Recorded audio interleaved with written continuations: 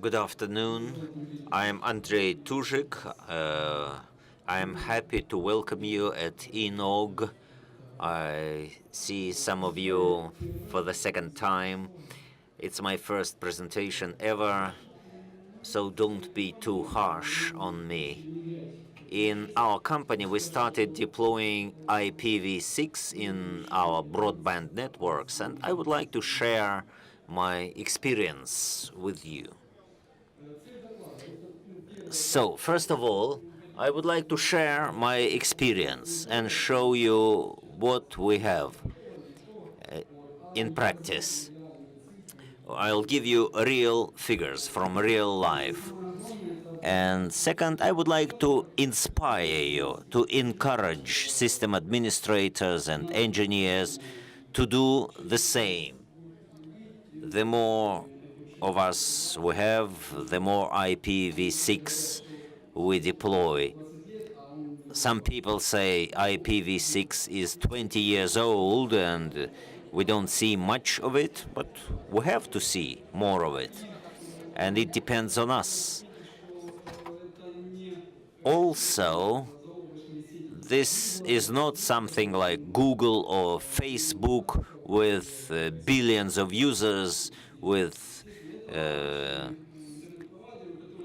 great resources. These are normal network with 5, 10, 20,000 users, relatively small networks, providers.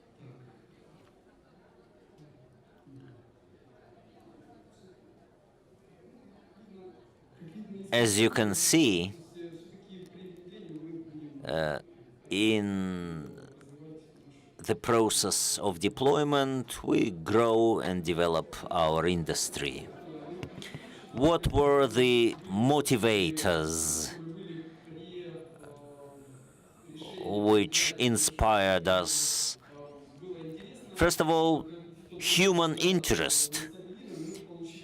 We got a new network, an IPv6 network. We got it for free and decided to experiment.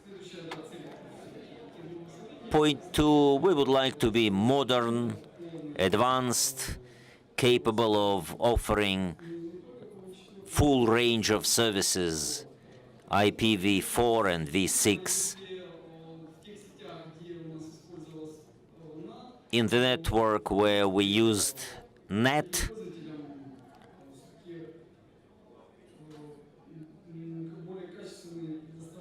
we offered higher quality services. For example, such social media as Facebook or Одноклассники already used V6, IPv6, and we just supported it. And the last point, last but not least, was the general image of the company, competitive edge in comparison to other providers. And these are the stages of deployment. The first stage was online training at the RIPE site, which is, of course, you can use Google, you can read how to tune BGP, and sometimes for a small network that would be enough. But if you want to expand, you need education and training. At the RIPE site, they have a good online course with Debbie, an online tutor, digital helper. We deployed IPv6 in our LAN in the office. It worked. All the devices can support IPv6, and immediately we could move on to public Wi-Fi networks. We have to choose the first users who, in case of problems, could provide us with feedback and at the same time would not complain much. So we tried it first with public Wi-Fi networks, just for the sake of advertising as well. We also, in parallel, installed IPv6. Our colleagues tested IPv6 through public networks. While roaming across the city, they saw how it works. If you go to Google or YouTube, yes, they also used IPv6. Stage 4 was implementation in a small section of a broadband network where we had NAT to reduce captures in such resources as ВКонтакте, Facebook, and other social media. This section took us about 6 months because we wanted to see how it works and get some feedback from end users. And the number of end users was not large at that time.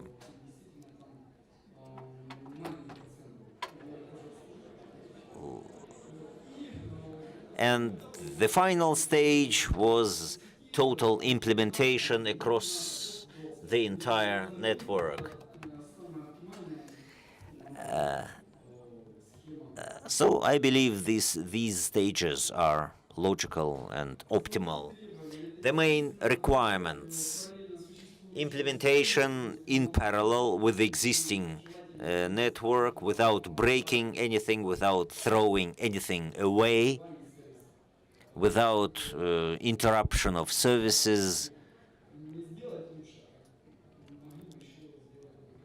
So we didn't want to disrupt anything.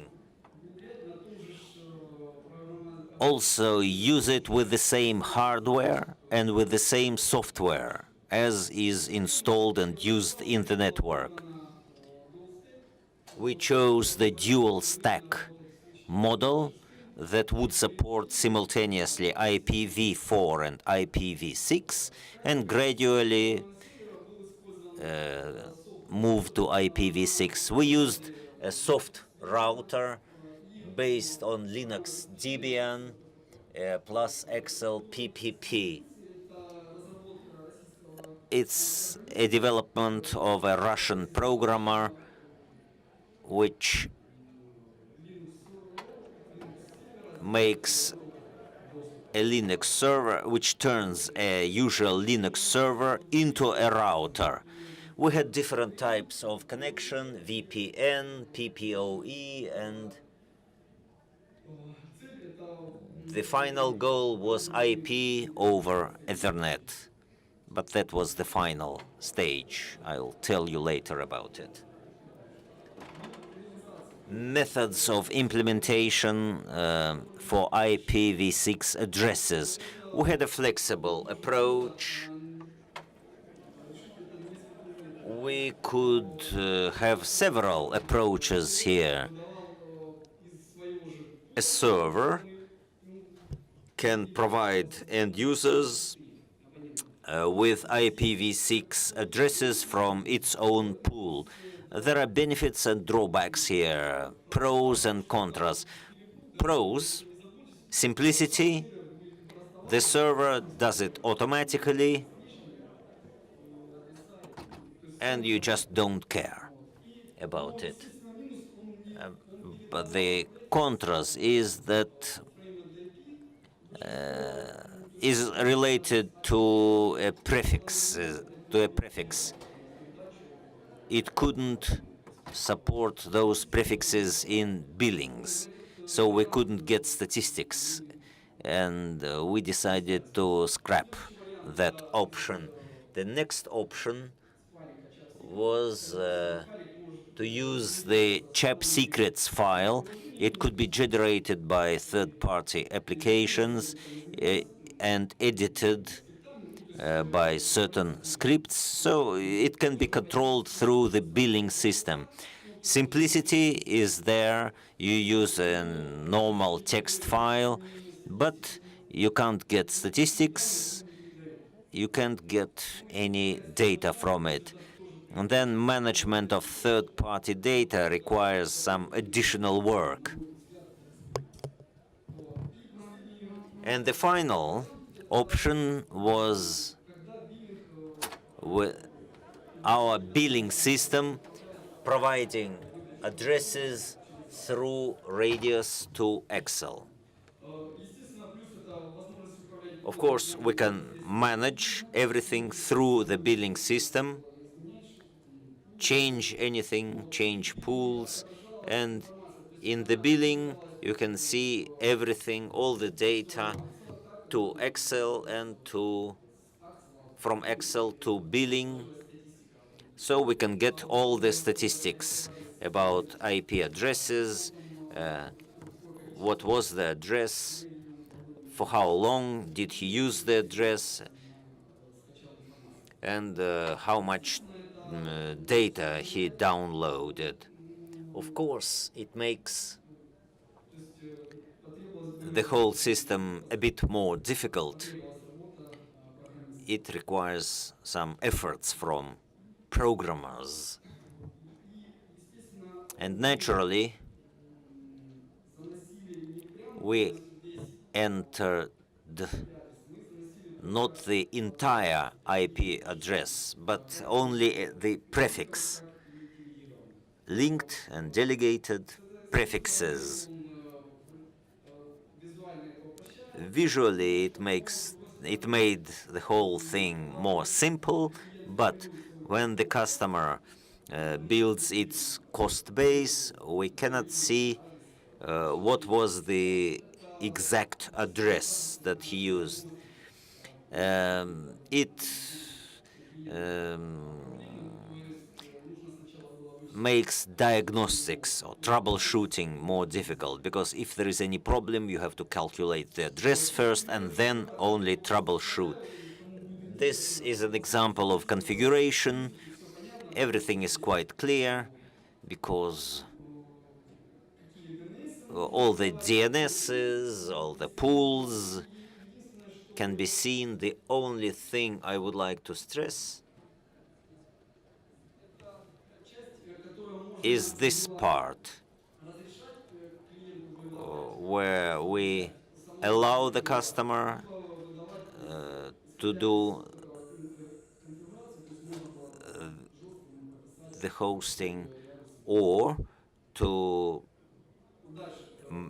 send him a mandatory IP address. And this is the statistics. The first picture shows us what we got in our broadband network. User online, the number of users connected at any moment of time. The traffic wasn't big. The average, so the top is V4, IPv6, the lower one is IPv6. It's almost equal because all the devices were mobile, almost all of them were mobile devices. The price starts with $50. Well, from $50 on, they all support IPv6. They connect through Wi-Fi and work. About 80%, no, 70% were Android-based, the rest iPhones. At first glance, the forecasts seem to be optimistic. 50% of traffic with IPv6.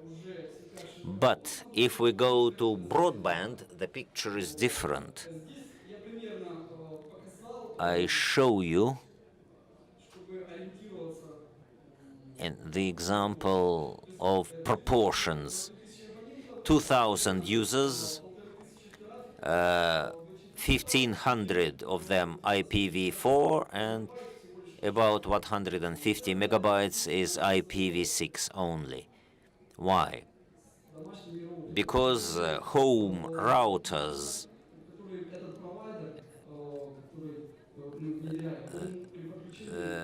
the service provider offered home routers to home users, and the model 740 in 2009 were the best by price performance, but during the last 7 years they failed to supply it with IPv6 firmware.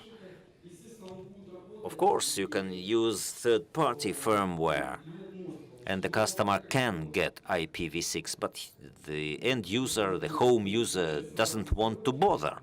He would like to have everything from out of the box, and we don't have it in TP-Link home routers. One of the model says it supports IPv6. Yes, it can send delegated IPv6 addresses, but he couldn't behave as a router in his local network. TP-Link promises to correct the situation, but it promised it more than a year ago. Traffic statistics, the number of subscribers who connect through IPv6 in public networks, 98%, 2% Windows XP-based PCs. In broadband, 20%.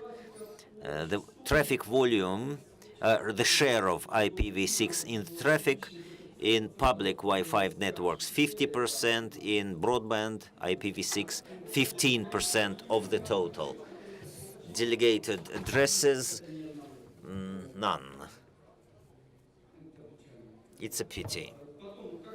Then traffic, Google resources, 60% Google cache, social 30%, and the rest 10%. Today, all main applications are Skype that we would like to support IPv6. Skype doesn't support it, and some of the popular messengers do not support it. It's 2016 and they do not support IPv6. That's quite strange.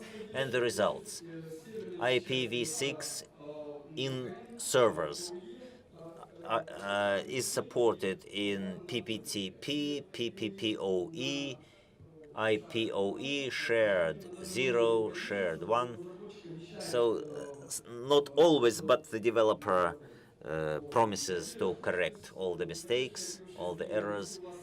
IPv6 is supported by billing. If it's a commercial one, it will be supported. If it's custom-based, in-house development, then you have to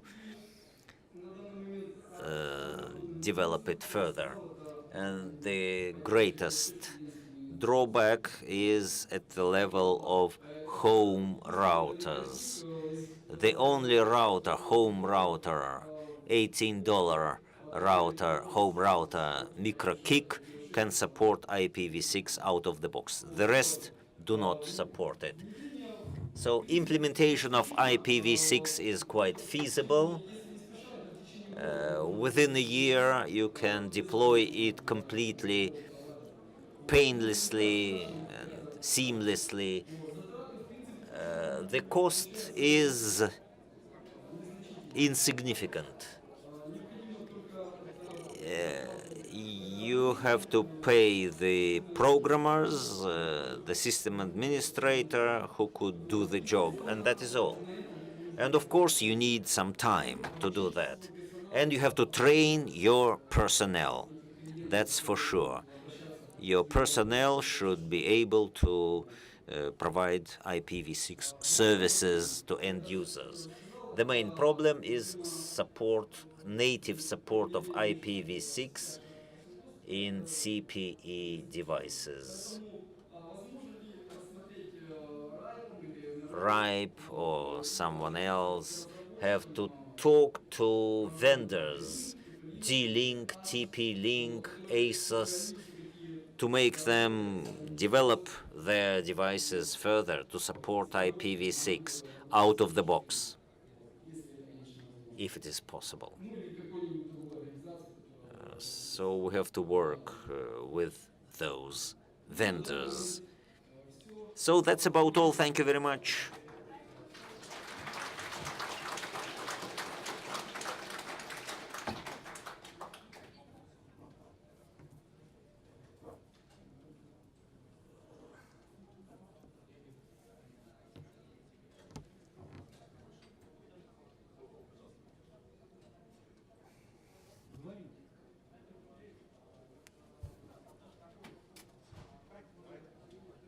I cannot hear the question, sorry.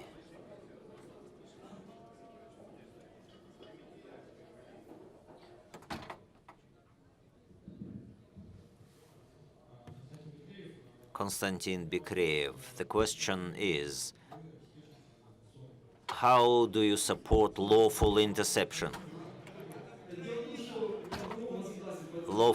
I am not from Russia. We are not obliged to support it. So you don't have to, but we do have to support it. What shall we do? I looked at NFC. IPv6 can be analyzed through NetFlow. You can take it from there.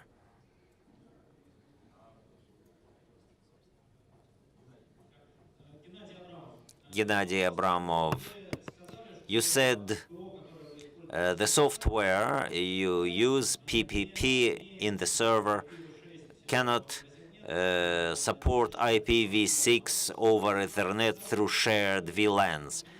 But even if it could, then your switches of access level can also use some technologies, IPOE, snooping, and other technologies.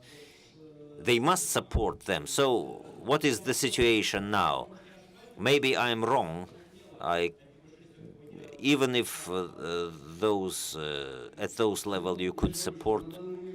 So at this point, we didn't use it through shared VLANs. VLAN per user, yes, that's clear. Shared VLANs, pre-shared, we can limit the number of addresses by access list, access control list, so that no user can become a router, so that one user couldn't pretend to be the other. But how can he do that? He needs, well, if you don't have snooping and opt82, then no. At this moment, the common VLAN, no shared VLAN, not yet. So at the server side, at the network side, yes, that is the situation now, yes. And the final question. Is it? Now it's working. Sorry, I have my question in English. Or actually, it's a comment. My name is Natalie Treneman. I work as the IPv6 program manager for RIPE NCC. You mentioned about the CPEs. A few years ago, we did a CPE survey together with the RIPE community on the status of CPEs and IPv6. But that survey is already a few years old. And we would love to do a new survey, but we need input from the community on which CPEs support IPv6 and which transitioning mechanisms. So if there are any volunteers who have any type of CPEs who wants to share those details with us, we're more than happy to set up a new survey.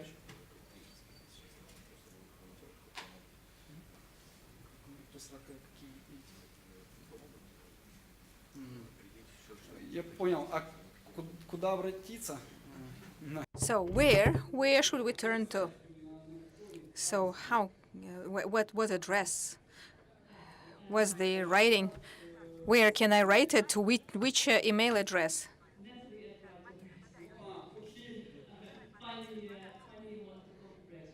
Найдите меня во время